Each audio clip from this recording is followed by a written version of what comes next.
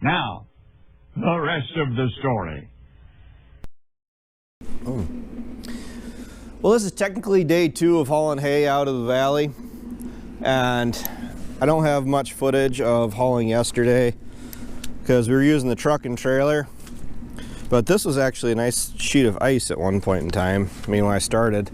But for being the first week of March, all of the ruts I'm making, just from the shed to where the truck and trailer were, I mean, I'm using the tractor and the wagon right now because I actually got stuck, unloaded, when I was trying to turn around yesterday with the pickup, and you just sink. I mean, where the gravel is, I mean, that's actually a really nice gravel pad where the 76 is sitting, and I got about 6-inch deep ruts there because we had a bunch of rain 4 days ago, and there's no frost in the ground. So the water it's soaking in, I mean, for the stuff that doesn't run off, because depending on how fast it actually came down, but not really worried about subsoil moisture at the moment, because at least to get the crop up and going this year, I think we're gonna be sitting all right for water in the ground. They were calling for snow here in 2 days, and I see they backed that off to, well, they just changed it to rain instead of snow, which I'd rather have rain at this point. This winter, like the last couple, I mean, the winter has pretty much consisted of, you get a bunch of snow, then it'll melt off in a few days, and then you get a bunch of snow, and then it'll melt off.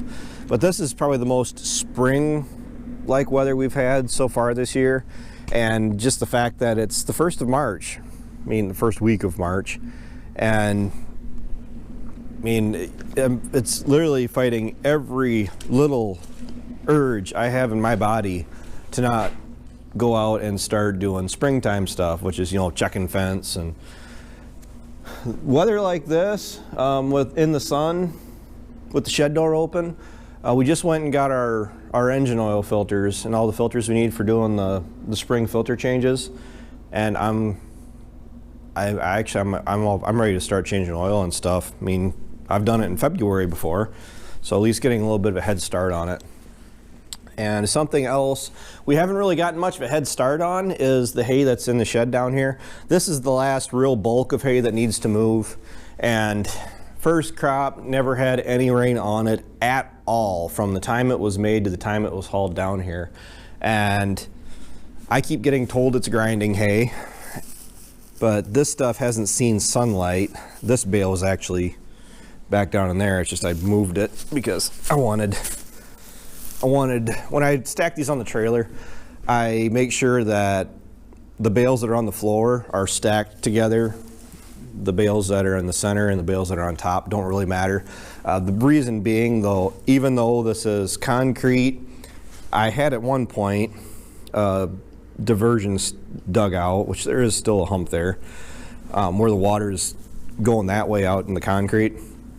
So a little bit of water does get in here, you still kind of see it, but the faces of the bales that are on the ground are full of dust and water, and they got a little bit of rot on them.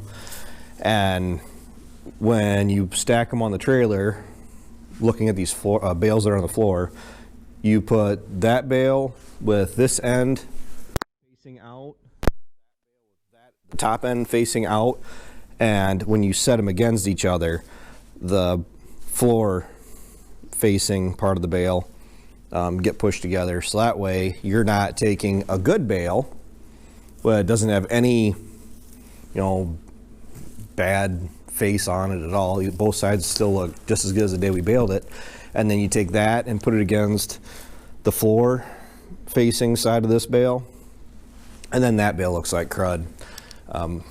Trying to sell hay 101, that was one of the first things that I was actually told when I was hauling hay up there. I get you out in the sunlight here. This stuff,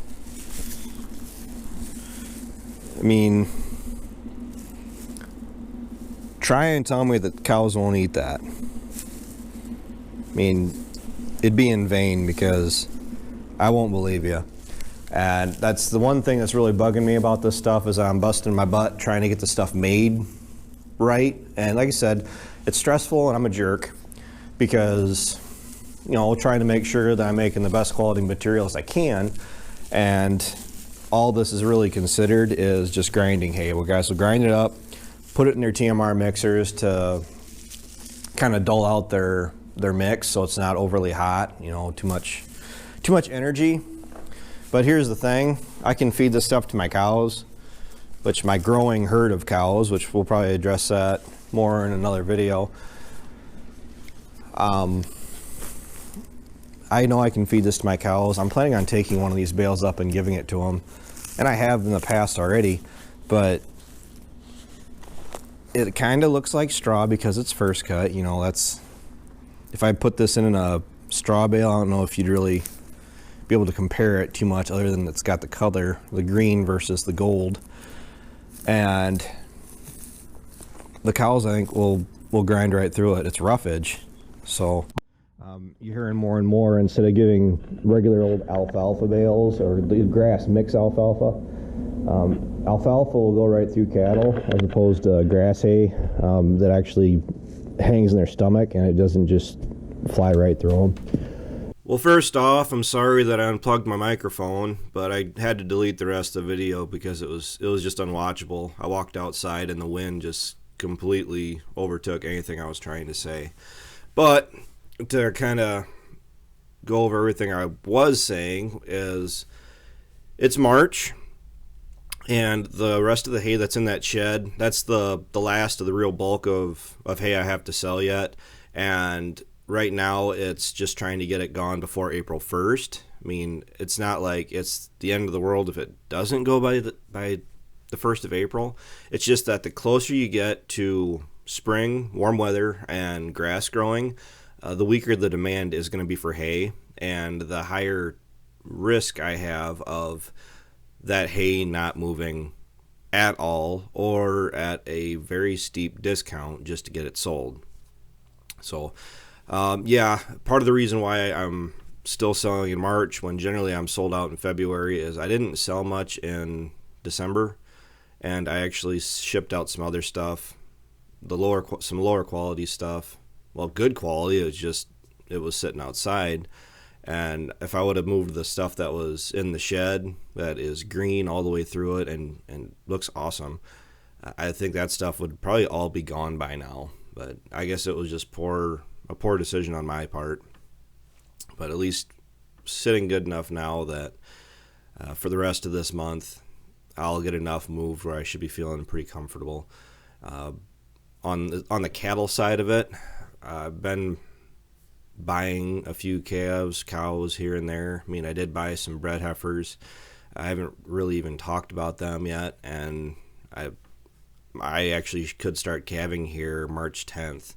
Pulled the bulls out the other day, and I'm very, very certain I'm sticking to the rotation I am of the bulls are only in from this date to this date. So that'll get rid of the issues I had last fall, where I had 6 calves last fall when I really shouldn't have. So put them in with the bull in the spring, put them in with the bull in the fall, and then when I run them through the chute in June, looking to get them preg checked, if they're open the following year, then they just get shipped. So that's made this video a bit shorter, but that's kind of what we're working on. I am planning on doing fences and changing oils in engines here basically any time now because the weather is looking awfully mild. So stay tuned for more farming videos. Thanks for watching. Please subscribe. I'll talk to you later.